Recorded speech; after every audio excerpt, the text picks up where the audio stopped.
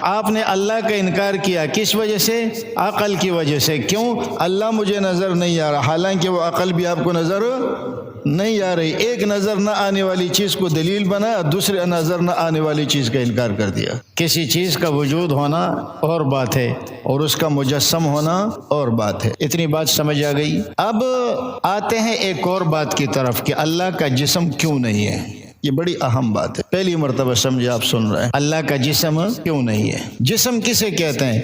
جس کی لمبائی ہو، جس کی چوڑائی ہو اور جس کی گہرائی ہو۔ دیکھیں نا، یہ اس کی لمبائی بھی ہے، چوڑائی بھی ہے، گہرائی بھی ہے۔ جس چیز کی لمبائی، چوڑائی اور گہرائی ہوتی ہے نا، وہ جسم کہلاتا ہے، اور یہ مرکب ہوتا ہے اجزاء سے۔